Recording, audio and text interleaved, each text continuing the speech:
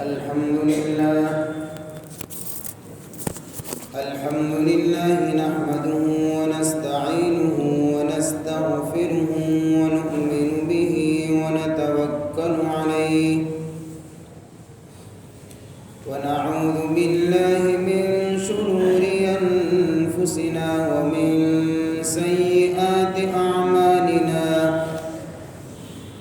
من يهده الله فلا مضل له ومن يضلله فلا هادي له ونشهد أن لا إله إلا الله وحده لا شريك له ونشهد أن سيدنا وسندنا ومولانا محمدا عبده ورسوله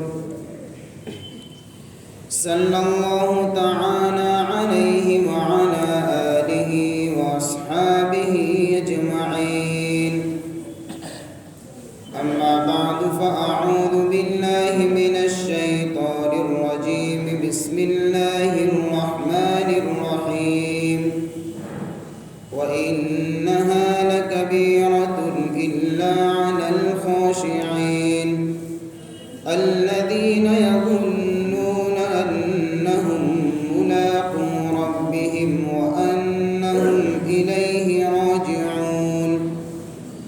وقال تعالى في موضع آخر: ما يلفظ من قول إلا لديه رقيب عتيد.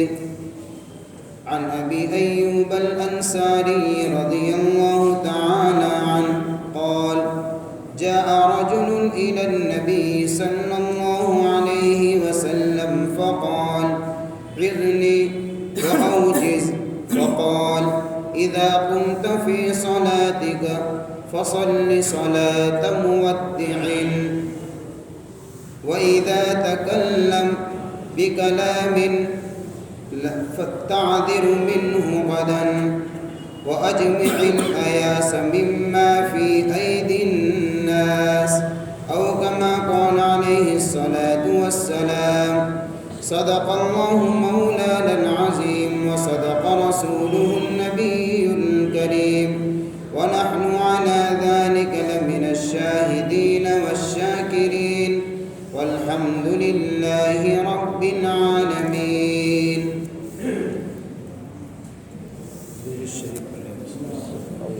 اللهم صل على سيدنا محمد النبي الأمي وعلى آله وبارك وسلم. اللهم صل على سيدنا محمد النبي الأمي وعلى آله وبارك وسلم. اللهم صل على سيدنا محمد النبي الأمي وعلى آله وبارك وسلم.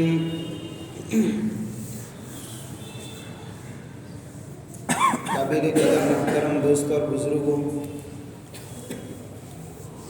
میں نے آپ کے سامنے ایک حدیث پڑھی ہے اللہ کے نبی صلی اللہ علیہ وسلم کی. اس کے اندر حضور صلی اللہ علیہ وسلم نے ایک آدمی کو اور ایک صحابی کو 3 نصیحتیں فرمائی ہیں.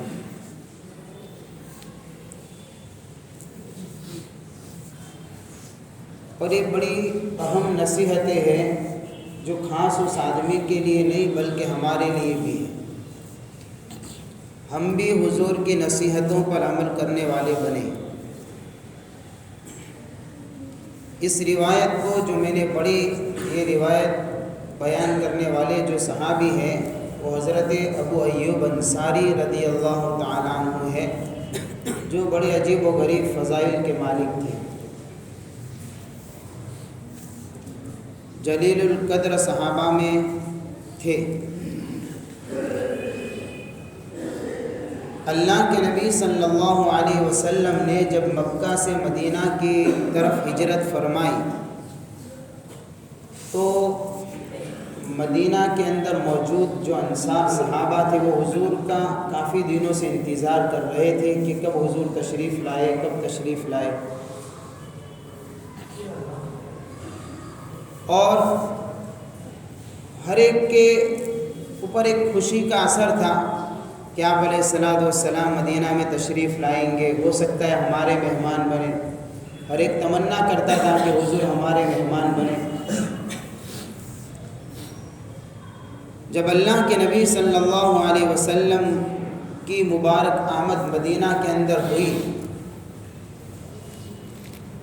تو آپ علیہ الصلوۃ والسلام اونٹنی پر سوار ہے اور آپ اپنی اونٹنی کے ساتھ یعنی کہ سواری پر جا رہے ہیں، تشریف لے جا رہے ہیں۔ ہر گھر کے اوپر سے صدا آ رہی ہے کہ ہمارا گھر آپ کے لیے یا رسول اللہ حاضر ہے، ہمارے مہمان بنے۔ ہر ایک تمنا تھی ہر ایک کی، تو ہر آدمی اپنا گھر پیش کر رہا تھا حضور کو، میرا گھر ہے حاضر۔ جب لوگوں کا اصرار بڑھ گیا اور ہر کوئی یہ تمنا کرنے لگا کہ حضور ہمارے مہمان بنے، تو اللہ کے نبی صلی اللہ علیہ وسلم نے سارے لوگوں سے کہا کہ بھئی میری اونٹنی کو چھوڑ دو، اس کو اللہ کا حکم ہے جہاں جا کر رکے گی وہاں کا میں مہمان۔ تو حضور کی اونٹنی کا نام قصوہ تھا، آپ جس سواری پر سفر کر کے آئے تھے، تو اس قصوہ نامی اونٹنی کو لوگوں نے چھوڑ دیا،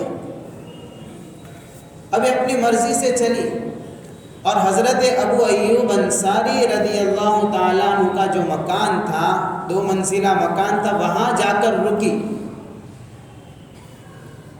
تو سمجھ گئے سارے لوگ اور حضرت ابو ایوب انصاری رضی اللہ تعالیٰ عنہ بھی کہ یہ مقام شرف مجھے ملا ہے، لہذا وہ دوڑے ہوئے حاضر خدمت ہوئے، سواری پر سے سامان وغیرہ اٹھایا۔ 2 منزلہ مکان تھا۔ اللہ کے نبی صلی اللہ علیہ وسلم کو نیچے والے مکان کے اندر جگہ دی، اوپر حضرت ابو ایوب انصاری رہنے لگے، تاکہ حضور کے ملنے والے جو لوگ آئے ملاقات کے لیے ان کو اوپر نہ جانا پڑے، نیچے سے ان کے مسئلے حل ہو جائے۔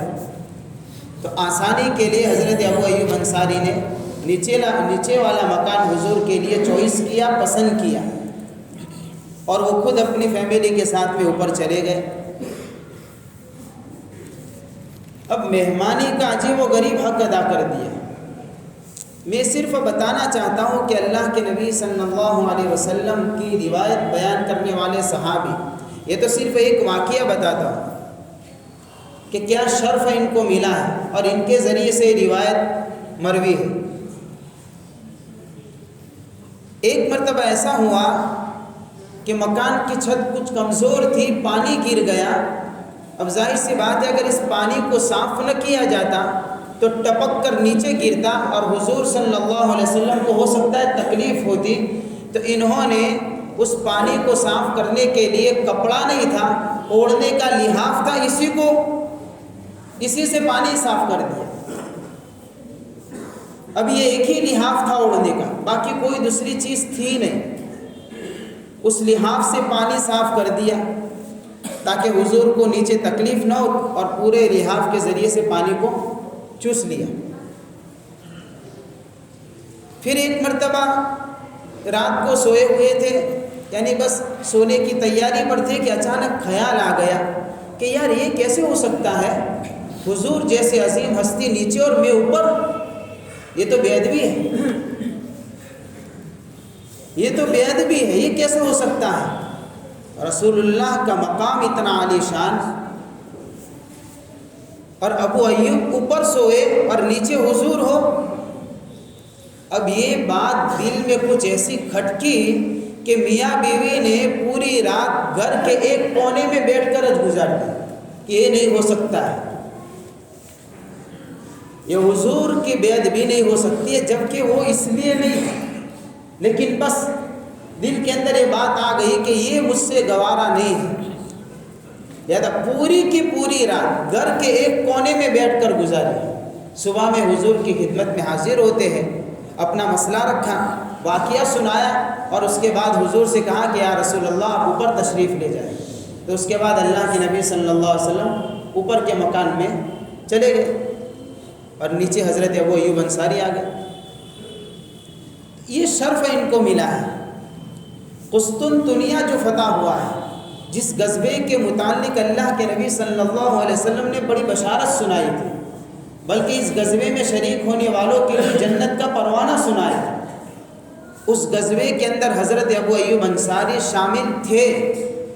آخری زندگی کے ایام چل رہے تھے، انہوں نے سفر کے اندر ہی نصیحت کر دی کہ اگر میرا انتقال ہو جائے تو میرے جنازے کو بھی لے کر ساتھ میں چلوں گی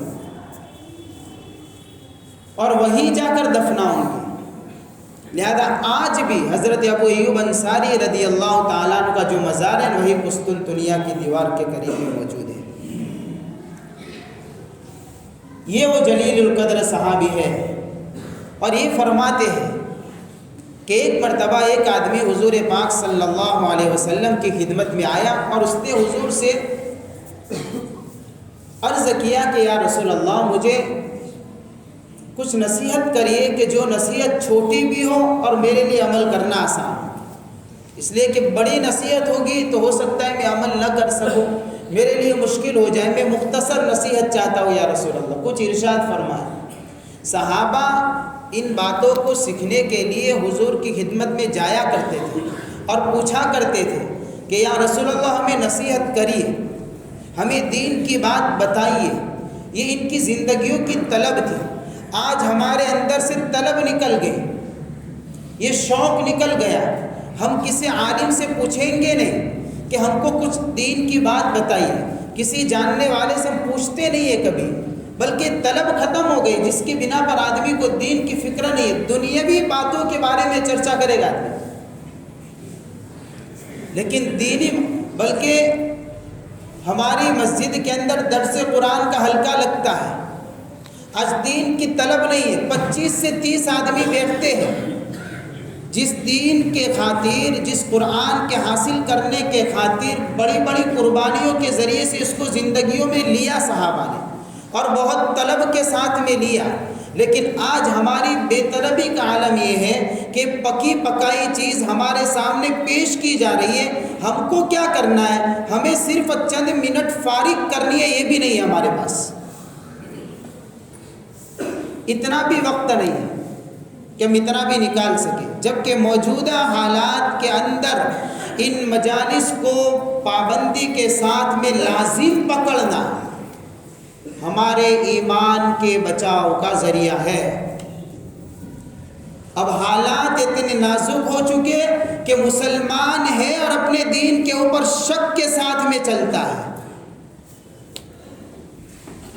مضبوطی کے ساتھ میں نہیں چل سکتا، ہے ایمان والا لیکن اس کو بھی دینی احکام کے اوپر شک ہے۔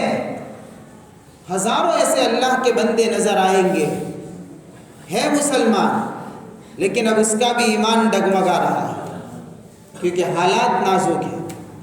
اب یہ کوشش کی جا رہی ہے ایمان کے اندر شکوک پیدا کیا جائے، شبہات پیدا کیے جائے، اور ایسے شک میں ڈالے جائے کہ چاہے خود کو مسلمان کہے لیکن وہ خود اپنے ایمان کے بارے میں شک میں پڑ جائے۔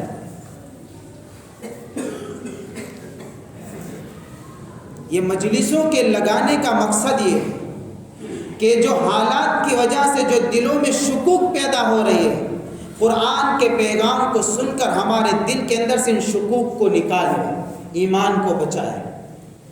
اس لیے درس قرآن کی مجالس لگائی جاتی ہے، درس سیرت کی مجالس لگائی جاتی ہے۔ یہ رسمی نہیں ہے کہ ایک بیان ہو جاتا ہے، نہیں، یہ ایمان کو بچانے کے مستقل ایک محنت ہے۔ بھیڑ جمع کرنا مقصود نہیں ہے۔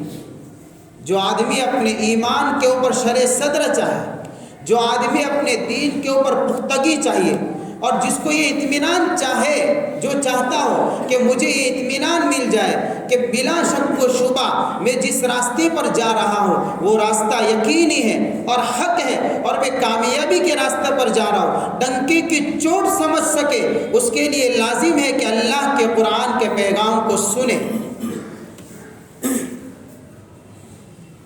اور یہ صحابہ نبی کے مجلس میں جا کر یہ دین کی باتیں پوچھ کر عمل کیا کرتے تھے۔ خیر، میری بات دوسری نکل جائے گی، یہ تو باتوں میں سے بات نکل گئی تو میں نے آپ کے سامنے بات رکھی۔ اس لیے اللہ کا شکر ہے کہ اللہ تعالیٰ نے ہمارے یہاں پر مستقل منظم ایک نظام چلا دیا ہے، ہفتے میں ایک مرتبہ درس قرآن کا نظام، یہ بار بار میں آپ کے سامنے دعوت دے چکا ہوں، اس لیے نہیں دیتا ہوں میرے بھائیوں، دلوں کے اندر سے اس بات کو نکال دے کہ میں اس لیے دعوت دے رہا ہوں کہ بھیڑ جمع ہو جائے گی، کوئی تعریف کر دے گا، مجھے کوئی مقصد نہیں ہے، اپنے ایمان کو بچانے کے خاطر اپنے کاروبار میں سے چند منٹ ایک دن ہفتے کا نکالے تاکہ ہم اپنے ایمان کے اوپر مضبوطی سے جم سکے، اس لیے بھیڑ جمع کرنے کے لیے نہیں کہتا ہوں۔ اور یہ نہ سمجھے کہ وہ تو ہو جائے گا، کبھی بیٹھ لیں گے، کبھی ہو نہیں، اللہ کا قرآن سمجھے، اللہ کا کلام ہے، اس کو ہم سمجھے، ہم اتنا تو کر سکتے ہیں کہ جو باتیں اس کو ہم سنیں تو صحیح کہ کیا کہتا ہے، ہم پڑھتے ہیں تو کیا کہتا ہے اللہ کا کلام، یہ وقت نہیں ہمارے پاس۔ اور یا تو صحابہ سامنے سے حضور کی خدمت میں پہنچتے، اذنی و اوجز یا رسول اللہ، نصیحت فرمائیے، مختصر نصیحت، ہم عمل کریں۔ اور اس زمانے کے اندر تو بڑی کٹھنائی، بڑی مشکلیں اور بڑی تکلیفیں ہوتی تھی، بڑی آزمائشیں آتی تھی سامنے، پھر اس کے بعد کوئی صحابی پہنچتے تھے، ہو سکتا ہے کوئی نصیحت لینے کے لیے جا رہا ہے، راستے میں کسی دشمن نے پکڑ لیا، تو مسلمان ہے، پیٹائی ہو جاتی تھی، باندھ کر مارے جاتے تھے، یہ حال تھا۔ یا تو رکاوٹ نہیں ہے، یا دین کے محفلوں پر ابھی پابندی نہیں لگی ہے، ابھی ایسے حالات نہیں بنے کہ جس وقت دین کی بات سننے کے لیے تڑپیں گے ہم، حالات جب اتنے نازک ہو جائیں گے کہ پھر چھپ کر کسی کو نصیحت کی جائے گی۔ اور یہ تاریخ کے اندر ایسے کئی واقعات پیش آئے ہیں، جب اندلس میں حالات آئے تھے، اس وقت کوئی اللہ کا نام بلند آواز سے بھی بولتا تھا، اس کو پھانسی کے پھندے پر لٹکایا جاتا تھا۔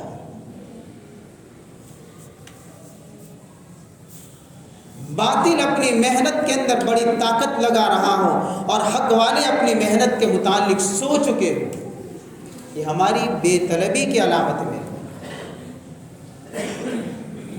تو 3 نصیحتیں مانگی، اس میں سے سب سے پہلی نصیحت، اذا قمت فی صلاتک فصل صلاۃ مودع، جب نماز پڑھو تو اس تصور سے نماز پڑھو، بڑی قیمتی نصیحت فرمائی حضور نے، جب نماز پڑھو تو اس تصور سے نماز پڑھو کہ میری زندگی کی آخری نماز ہے، اس کے بعد مجھے نماز پڑھنے کا موقع ملے یا نہ ملے۔ فجر پڑھی تو اس تصور سے پڑھے کہ ظہر ملے گی یا نہیں ملے گی، ظہر پڑھے تو اس تصور سے پڑھے عصر ملے گی کہ یا نہیں ملے گی، عصر کی نماز پڑھی تو یہ سوچ کر پڑھے کہ مغرب کی نماز ملے گی یا نہیں ملے گی۔ اس تصور کے ساتھ میں جو آدمی نماز پڑھے گا، اس کی نماز کے اندر جان پیدا ہوگی، طاقت پیدا ہوگی، قوت پیدا ہوگی، اور یہ حقیقت ہے۔ وما تدری نفس ماذا تکسب غدا، قرآن کہتا ہے معاملہ بھی یہی ہے، کس کو کیا پتا کون کیا کرنے والا ہے، کب کیا پتا۔ ایسا ضروری تھوڑی ہے کہ ہم ابھی ظہر کے وقت تندرست ہے تو عصر میں تندرستی ہی باقی رہے گی، بھئی حالات تو آنن فانن بدلتے ہیں، اور ابھی تو وبائی حالات چل رہے ہیں، کس وقت کس کا رپورٹ پوزیٹو بنا دیا جائے یا بن جائے، بنا دیا جائے یا بن جائے، دونوں مسئلے ہو سکتے ہیں، دونوں چیزیں چلتی ہیں۔ اس لیے نماز اگر اللہ نے توفیق دی ہے تو اس تصور سے پڑھے۔ اور یہ بڑی اہم چیز ہے، ایک واقعہ سنا دو اس کے اوپر سے، نماز کے فضائل اور نماز کس کیفیت سے پڑھنی چاہیے، قرآن نے سارا، لیکن ایک واقعہ سنا دو۔ سلیمان بن عبد الملک بادشاہ گزرا ہے،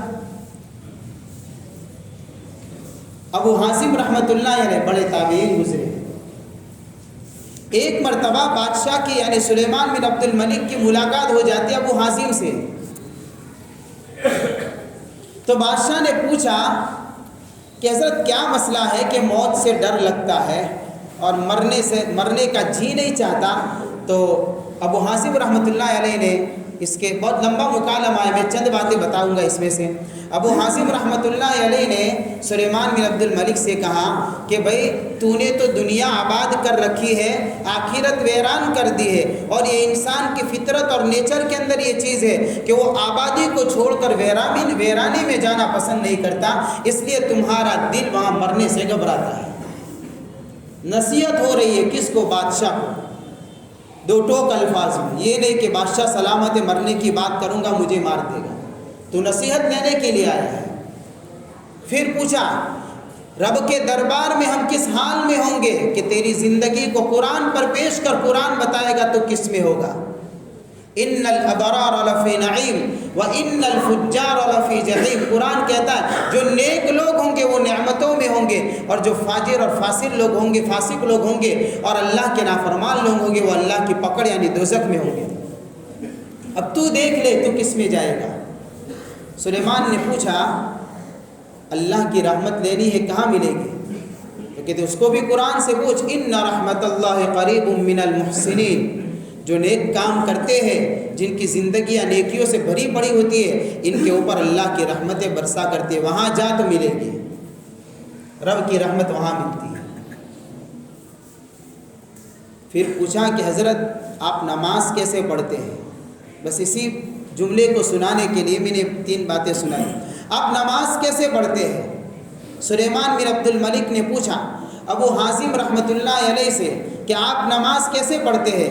کہ اچھا کہ میں نماز اس طریقے سے پڑھتا ہوں کہ جب نماز کا وقت ہوتا ہے آداب کی سنتوں کی رعایت رکھتے ہوئے اچھی طریقے سے کامل اور مکمل وضو کرتا ہوں، جس جگہ پر نماز پڑھنی ہے یعنی مسجد کے اندر میں پہنچتا ہوں، اطمینان سے کھڑا ہوتا ہوں اور یہ تصور کرتا ہوں بیت اللہ میرے سامنے ہے، موت میرے پیچھے ہے، ایک طرف جنت ہے ایک طرف جہنم ہے، میں پلسرات پر کھڑا ہوں اور اللہ اکبر کہہ کر اللہ کو حاضر ناظر سمجھتے ہوئے اور اللہ کی ذات کا تصور کرتے ہوئے اللہ اکبر کہہ کر رکعت باندھتا ہوں، یہ سوچ کر یہ میری زندگی کی آخری نماز ہے، اس کے بعد مجھے نماز کا موقع نہیں ملے گا، اس تصور سے میں نماز پڑھتا ہوں۔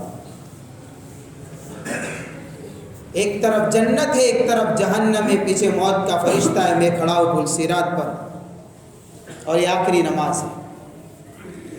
سلیمان بن عبد الملک نے جب یہ جملہ سنا تو رو پڑا۔ کتنے سال سے پڑھتے؟ کہ 40 سال سے پڑھتا ہوں۔ اس نے کہا زندگی میں ایک بھی نماز نہیں ملی آج تک جو اس کیفیت سے پڑھی گئی ہو، اور جس کو اس کیفیت کی نماز مل گئی اس کی زندگی بدل جائے گی۔ ہماری نمازوں کا حال دیکھیں، یہ حضور کی نصیحت اور یہ ایک واقعہ اور قرآن کی آیت ایک سن لیں اس کے ساتھ میں، وَإِنَّهَا لَكَبِيرَةٌ إِلَّا عَلَى الْخَاشِعِينَ الَّذِينَ يَظُنُّونَ أَنَّهُمْ مُلَاقُو رَبِّهِمْ وَأَنَّهُمْ إِلَيْهِ رَاجِعُونَ۔ نماز والا عمل یہ بھاری تو ضرور ہے، مشکل تو ضرور ہے، لیکن جو لوگ خشوع کرنے والے ہیں، جو اپنی نماز کو ایک توجہ سے پڑھنے والے ہیں، جن کے دلوں میں اس بات کا استحضار ہے، یقین ہے کہ وہ اپنے رب سے ملنے والے ہیں، مر کر اللہ کے دربار میں حاضر ہونے والے ہیں، ان کے لیے ان کی نماز بھاری اور مشکل نہیں ہے، ان کو مشکل نہیں لگتی۔ باقی جس دل کے اندر یہ تصور نہیں ہوتا، جس دل کے اندر یہ سوچ نہیں ہوتی مرنا کیا آخرت کیا، یا غفلت ہو جاتی ہے اس تصور سے، تو پھر نماز پڑھی تو بھی کیا نہ پڑھی تو بھی کیا۔ جیسے فجر جاتی ہے، حالانکہ ٹھنڈی کی سیزن ہے، راتیں لمبی ہے، اتنی لمبی رات ہے کہ سو سو کر آدمی تھک جائے، لیکن ہمارا حال یہ ہے کہ اتنی لمبی راتوں میں بھی ہمیں نیند کم پڑتی ہے، ہمیں نیند کم پڑتی ہے۔ اور فجر کے حال، ٹھنڈی میں اٹھنے سے آدمی ڈرتا ہے، باقاعدہ ڈرتے ہیں لوگ، ٹھنڈے پانی سے وضو کرنا پڑے گا، عجیب حال ہے، وہ گھبرا جاتا، اٹھتا ہی نہیں ہے، گرم لحاف چھوٹتا ہی نہیں ہے۔ یہ ڈر نہیں ہے، یہ ایمان کی کمزوری ہے، اس لیے کہ اگر ڈر ہوتا اور دنیاوی کوئی ایسا مسئلہ ہوتا تو بھی نہ اٹھتا، اس لیے کہ ڈر چکا ہے۔ یہ تو ہماری نماز کا حال ہے۔ کہ اتنی لمبی رات، اتنی سکون کی نیند آدمی کو اللہ نے سلایا، میٹھی نیند دی، بہترین طریقے سے سارے سامان کے ساتھ میں، ٹھنڈی کا سارا سامان مہیا کر دیا، گرم کمرے میں، گرم لحاف میں اللہ نے سلایا، اور پھر جب اللہ ہی نے بلایا تو پھر سو گیا۔ اذا قمت فی صلاتک فصل صلاۃ مودع، جب نماز پڑھے تو اس کیفیت سے پڑھے کہ زندگی کی آخری نماز ہے، تو ہی وہ نماز زندگیوں کے اندر انقلاب لاتی ہے، تو ہی نماز زندگیاں بدلتی ہے۔ اور جب نماز اس طریقے سے پڑھی جائے گی، اور جب نماز اس انداز سے پڑھی جائے گی، تو زندگی کا باقی کنٹرول بھی صحیح چلے گا۔ ذکر نماز کا ہے، لیکن بات یہ ہے، محدثین فرماتے ہیں جس کی نماز صحیح اس کے دوسرے اعمال صحیح۔ اس لیے ہماری زندگی جو بے ڈھنگی نظر آتی ہے، اس کی وجہ یہ کہ ہماری نماز کے اندر بھی ڈھنگ نہیں ہے۔ 4 رکعت نماز پڑھنی ہے، اس میں ایک طرف توجہ نہیں ہو سکتی ہے، تو ظاہر سی بات ہے 24 گھنٹے میں ایک کام پر توجہ کہاں سے رہے گی؟ پھر اس کو تو 4 رکعت میں توجہ نہیں ہوتی، اور یا 24 گھنٹے دماغ کو حاضر رکھنا ہے، کہاں سے رہے گا؟ کہاں سے کنٹرول ہوگے؟ پھر ہمارے کام بھی الٹے ہی ہوتے ہیں۔ اس لیے کہ 24 گھنٹے کی لائف کو کنٹرول کرنا ہے تو 4 رکعت کو اس کو پڑھے اس تصور سے۔ اذا قمت فی صلاتک فصل صلاۃ مودع، نماز پڑھے رخصتی والی نماز، یعنی آخری نماز کے تصور کے ساتھ۔ اس پر لمبی بات کرنی تھی مجھے، اس لیے کہ سب سے بڑی کمزوری ہے نماز کے متعلق، ہم چھوٹے چھوٹے بہانوں کے ذریعے سے نماز چھوڑ دیتے ہیں۔ کاروبار کا بہانہ، گھر کا کوئی کام آ گیا، کوئی ایسی بات پیش آ گئی، چھوٹے چھوٹے بہانے، اور اس میں فجر کے اندر اکثر مسجدیں خالی ہیں، فجر کے اندر اکثر مسجدیں خالی ہے، 4 وقت کا نمازی فجر میں 5ویں وقت میں بھی نظر نہیں آتا۔ یہ حال ہے ہمارا، 4 وقت کی نماز پابندی سے پڑھنے والا، اس کو دیکھیں گے فجر میں نظر نہیں آئے گا۔ وہ زندگی کہاں سے پھر ڈھنگ سے گزرے گی ہماری؟ ہم نے وہ سارے فضائل سنے نماز کے متعلق کہ نماز بے حیائی سے، برائیوں سے روک دیتی ہے، روزیوں میں برکت دیتی ہے، زندگیوں میں سکون لاتی ہے، پریشانیاں دور کرتی ہے، لیکن ہم نے پڑھی کہاں ہے وہ نماز؟ ہم نے نماز کو اس معیار پر بنایا کہاں ہے؟ ہم سے تو ابھی تکبیر اولیٰ کی پابندی نہیں ہوئی ہے۔ ہماری نماز کا حال تو یہ ہے، ہم سے تو ابھی تکبیر اولیٰ کی پابندی نہیں ہوئی ہے۔ نماز کے اندر خشوع اور یہ کیفیت کا پیدا ہونا کہ یہ تو بڑی قربانی کے ساتھ میں آتا ہے، یہ طلب کے ساتھ میں آتی ہے یہ چیز۔ اس لیے حضور کی نصیحت لگتی ہے چند لفظوں کی، لیکن یہ ساری بات اس میں موجود ہے کہ نماز کو اس معیار پر لے جائیں اور کوشش کرے، چھوٹے تو نہیں، یہ تو چھوٹنا تو بہت بڑا گناہ ہے میرے بھائی۔ نماز کا چھوڑنا اللہ کے فریضے کو تو ایک کتنا بڑا گناہ۔ ہم نے احادیث سنی، ایک روایت میں آیا اللہ کے نبی نے فرمایا کہ میرا جی چاہتا ہے کہ میری جگہ پر کسی کو کہو کہ وہ نماز پڑھائے۔ کیا فرماتے حضور؟ کوئی اور نماز پڑھائے، اور میں ان لوگوں کے گھروں کو جا کر جلا دوں جو گھروں میں نماز پڑھتے ہیں۔ نہیں پڑھتے یہ نہیں کہا، پڑھ لیتے ہیں۔ جی چاہتا ہے کہ ان کے بھی گھروں کو جلا دیا جائے، تو جو نہیں پڑھتے ان کا کیا ہوگا؟ یہ حضور کا غصہ ہے، یہ حضور کا ایک دم یعنی کہ بدلا ہوا چہرہ انور ہے جو ان لوگوں کے متعلق ہے کہ جو گھروں میں نماز پڑھنے کے عادی بن چکے ہیں۔ کبھی کبھار مسئلہ پیش آ گیا، مجبوری ہو گئی، عذر ہو گیا، مسئلہ الگ ہے، لیکن مستقل اس طریقے سے یہ تو پھر وعید ہے۔ خیر، دوسری نصیحت حضور پاک صلی اللہ علیہ وسلم نے ارشاد فرمایا وَلَا تَكَلَّمْ بِكَلَامٍ تَعْذِرُ مِنْهُ غَدًا،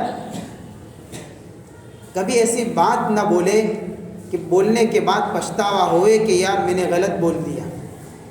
کبھی بھی ایسا کلام زبان سے نہ نکالے، یعنی اپنی زبان کو کنٹرول میں رکھے۔ املک علیک لسانک، یہ دوسری روایت کا جملہ ہے، اپنی زبان کو کنٹرول میں رکھے۔ ایسی بات بولنا جس سے کسی کا دل ٹوٹے، جس سے کسی کا دل دکھے، یا پھر ہم کوئی پشیمانی ہو، یا ہم پر ہی کوئی مصیبت بن کر ہمارا بول ریٹن آ جائے اور پھر بعد میں عذر بیان کرنا پڑے، تو پھر سب سے عقل مندی کی بات تو یہ ہے کہ جو بھی بات بولی جائے وہ شریعت کے دائرے میں رہ کر تول پھر بول، یہ اصول ہے۔ شریعت کے دائرے میں رہتے ہوئے تولے پھر بولے تو آدمی کامیاب ہے، اس کے بول زبان سے صحیح نکلیں گے۔ بولنا کمال نہیں ہے، کس موقع پر کیا بولنا، یہ آدمی کی عقل مندی کی دلیل ہے۔ بولتے تو 2 سال کا بچہ سیکھ جاتا ہے نا بھائی، بولتے تو سیکھ جائے گا 1.5 سال 2 سال میں کچھ نہ کچھ، ہے نا، پھر جیسے عمر بڑھے گی تو صاف بولتا ہو جائے گا۔ بولنا کمال نہیں ہے، کس موقع پر کیا بولنا یہ اصل چیز ہے، اور یہ شریعت سکھائے گی۔ زبان کا مطلب آزادی نہیں ہے، ما یلفظ من قول الا لدیہ رقیب عتید، قرآن کہتا ہے جو بول بھی بولا جاتا ہے اس کے اوپر نگران ہے، اس کو بھی ریکارڈ کیا جاتا ہے، اس کو بھی محفوظ کیا جاتا ہے۔ بہت سارے بول، ایک روایت میں آتا ہے لا تکثر الکلام بغیر ذکر اللہ، اللہ کے ذکر کے علاوہ باقی بول کرنا بند کر دو، زیادہ بولو مت، یہ حضور نے فرمایا۔ کیا فرمایا؟ اللہ کے ذکر کے علاوہ زیادہ بول مت کرو۔ کیوں؟ فَإِنَّ كَثْرَةَ الْكَلَامِ بِغَيْرِ ذِكْرِ اللَّهِ، اس لیے کہ بہت زیادہ بولنا، اللہ کے ذکر کو چھوڑ کر خواہ مخواہ زبان چلاتے رہنا، بعض لوگوں کی زبان چلتی ہے تو رکتی نہیں۔ کبھی کبھار شوہر کی زبان چلے گی بیوی کے سامنے رکے گی نہیں، کبھی بیوی کی زبان چلے گی شوہر کے سامنے رکے گی نہیں، کبھی اولاد کی زبان چلتی ہے ماں باپ کے سامنے، کبھی ماں باپ کی زبان چلتی ہے اولاد کے سامنے، کبھی مسجدوں میں ایک دوسرے پر زبان چلنے لگتی ہے، بلند آواز سے بولنا شروع کر، رکنے کا نام نہیں۔ یہ سب ہے، یہ جتنے بھی لڑائی فساد ہیں وہ زبان پر کنٹرول نہ ہونے کی وجہ سے۔ جس کی زبان کنٹرول میں، اس لیے بولنا کمال نہیں، نہ بولنا کمال ہے۔ آج دنیا عقل مند کس کو کہتی ہے؟ تو بہت زبردست بولتا ہے، ہوشیار آدمی لگتا ہے۔ شریعت کیا کہتی ہے؟ تو خاموش ہے، تو عقل مند ہے، جو نہیں بولے گا وہ عقل مند ہے۔ ایک بادشاہ کا شہزادہ تھا، وہ بولتا ہی نہیں تھا، تو ایک مرتبہ بادشاہ نے وزیروں سے پریشان ہو کر کہا کہ بھائی میرا تخت سلطنت جو ہے اس کے اوپر اب ذمہ داری ڈالنی ہے، اب لیکن شہزادہ تو بات نہیں کرتا ہے، تعلیم سے آراستہ ہے، اچھے طریقے سے تربیت ہوئی، لیکن بولتا نہیں ہے، اور یہ تو سلطنت یعنی یہ تخت تو ایسا ہے کہ یہاں تو بولنا پڑے گا، بولے گا تو آدمی کا کام ہوگا، بولے گا نہیں تو کہاں سے کام ہوگا، میں اس کو ذمہ داری کیسے دوں؟ وزیروں نے کہا کہ بادشاہ سلامت ہمارے ساتھ میں رکھیے نا، ہم اس کو بولتا کر دیں گے۔ اب یہ ساتھ میں گھما رہے۔ ایک مرتبہ سارے وزراء نے مشورہ کیا کہ اس کو لے کر جاتے شکار کے اوپر، تاکہ وہ شکار اور وہاں کھیت کا اور وہاں وہ سب پورا ماحول دیکھے گا، تو ہو سکتا ہے کچھ غم ہو یا کچھ تکلیف ہو تو اس کی طبیعت خوش ہوگی تو کچھ نہ کچھ بولے گا۔ تو اس کو لے کر گئے، ایک جگہ پر پرندے تھے، چہچہا رہے تھے، سب نے بلند آواز سے شور کیا، وہ پرندے ہیں یعنی کہ شکار کر سکتے ہم۔ جب پرندوں نے بھی انسانوں کی آواز سنی تو وہ بھی دب کر بیٹھ گئے درختوں کے اندر چھپ کر۔ اب پتہ ہی نہیں، تلاش کرتے کہاں پر بول رہے ہیں، کہاں پر ہے، نظر نہیں آتا کوئی شکار ان کو۔ اتنے میں ایک پرندہ بولا، ایک نے تیر چلایا، اس کو لگا، وہ پرندہ گرا، اس کو بادشاہ نے شہزادے نے اٹھایا اور اس کو اٹھا کر کہا کہ افسوس ہے تجھ پر، تیرے دوسرے ساتھیوں نے بولنا بند کر دیا، ان کی جان بچ گئی، تو نہ بولتا تو تیری بھی جان بچ جاتی۔ نہ بولنا کمال ہے، ہاں بولنا کمال نہیں ہے، بولنا آدمی کی بے وقوفی یا عقل مندی کی ایک دلیل ہے۔ آدمی بولے گا تو پتہ چلے گا کہ کتنا یہ عقل مند نظر آتا ہے۔ اس لیے بہت سی مرتبہ آدمی کی بے وقوفی کا اظہار اس کے بول سے ہوتے ہیں، اسی سے ہوتا ہے۔ اللہ کے نبی نے فرمایا من یضمن لی ما بین لحییہ وما بین رجلیہ اضمن لہ الجنہ. دو چیزوں کی گارنٹی لے لیں. اللہ کے نبی نے فرمایا کہ جنت کی گارنٹی میں لیتا ہوں. ایک تو جبڑوں کے بیچ میں یعنی زبان کی گارنٹی لے لیں کہ اس کو زیادہ کھولیں گے نہیں, زیادہ بولیں گے نہیں, بیجا اس کا استعمال نہیں کریں گے. اور اس کے دو پیروں کے بیچ میں یعنی شرمگاہ کی حفاظت کی گارنٹی لے لے.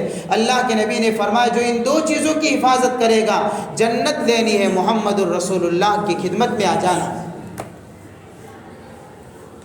ضمانت کا مطلب یہ ہوتا ہے اگر جنت لینی ہے ان دو چیزوں کی حفاظت کر کے تو میرے پاس آ جانا, میں تم کو جنت دلاؤں گا. اتنی بڑی گارنٹی کب دی جاتی ہوگی؟ اس سے پتہ چلا کہ زبان کی حفاظت کوئی اہم مسئلہ ہے. بہت سارے مسائل اس کے ساتھ میں جڑے ہوئے ہیں. اس لیے اللہ کے نبی نے فرمایا لا تکلم بکلام تعذر منہ غدا, ہرگز ایسا بول زبان سے نہ نکالے کہ اس بول کے بعد آدمی کو پچھتانا پڑے. اور تیسری بات فرمائی واجمع الایاس مما فی ایدی الناس, یہ تیسری نصیحت حضور کی, لوگوں کے پاس جو ہے اس سے نا امید ہو جاؤ. اللہ نے جس کو جو دیا ہے واللہ فضل بعضکم علی بعض فی الرزق, قرآن کہتا ہے اللہ کسی کو کسی پر فضیلت عطا فرماتا ہے رزق کے ذریعے سے. کسی کو زیادہ دیا, کسی کو کم دیا. تو لوگوں کو جو مال ملا ہے, لوگوں کو جو دولت ملی ہے, لوگوں کے پاس جو سارا یعنی کہ دنیا کا سرمایہ جمع کیا ہوا ہے, تو جن کے پاس کچھ نہیں ہے وہ لوگ ان کی طرف للچائی ہوئی نگاہوں سے اور امید والی نگاہوں سے دیکھا نہ کرے, اس سے نا امید ہو جائے. کوئی ضرورت نہیں ہے لوگوں کے مال کو دیکھ کر اپنے آپ کو امید میں مت ڈال, اس لیے کہ اگر جو آدمی ایسا کرے گا وہ حسد میں مبتلا ہوگا. ام یحسدون الناس علی ما آتاہم اللہ, لوگ حسد کرتے اس بات کے اوپر جو اللہ نے ان کو دیا ہے. یہ حسد یہیں سے پیدا ہوتا ہے. ولا قرآن کہتا ہے لا تمدن عینیک الی ما متعنا بہ, آپ اپنی نگاہوں کو نہ اٹھائیے. حضور کو اللہ گویا کہ قرآن حضور کو کہہ رہا ہے اور حضور کے واسطے سے ہمیں بتایا جا رہا ہے لا تمدن عینیک الی ما متعنا بہ, آپ اپنی نگاہ کو اس کی طرف نہ اٹھائیے جو سامان میں نے ان لوگوں کو نفع کے لیے اور اس طریقے سے ان کی ضروریات پوری کرنے کے لیے دیا, اس کی طرف نگاہ نہیں جانی چاہیے, اس کی طرف نگاہ نہ اٹھے. ہاں اصل تو ہے امیری آدمی کے دل کی امیری. جس کا دل مالدار ہو وہ ہر وقت ہر حال میں ہر جگہ پر چھوٹے سے جھونپڑے میں بھی امیر اور دولت مند نظر آئے گا. اور جس کا دل مالدار, الغنا غنى النفس, اصل امیری نفس کی امیری ہے. اور جس کا دل امیر نہ ہو تو محل میں رہے گا, اچھی خاصی دولت میں رہے گا, اچھا خاصا سرمایہ ہوگا, لیکن اگر دل امیر نہیں ہے تو بھی امید کے اندر ڈوبا ہوا نظر آئے گا. وہ یہی چاہتا ہوگا کہ اور بھی کچھ اور مل جائے, یا پھر وہ ہو سکتا ہے کہ وہ بھی کسی اور سے امید لگا بیٹھے, جبکہ سب کچھ اللہ نے اس کو دیا ہے. وَأَجْمِعِ الْآيَاسَ مِمَّا فِي أَيْدِي النَّاسِ, لوگوں سے امید نہیں لگانی چاہیے. یہ 3 نصیحتیں ہیں جو حضور صلی اللہ علیہ وسلم نے ایک صحابی کو فرمائی تھی, لیکن ہمارے لیے بڑی قیمتی نصیحت ہے. جب یہ حدیث پڑھی تو میں نے سوچا کہ آپ کے سامنے یہ باتیں رکھوں. اللہ تعالیٰ ان تینوں باتوں پر عمل کرنے کی توفیق عطا فرمائے. وآخر دعوانا الحمد للہ رب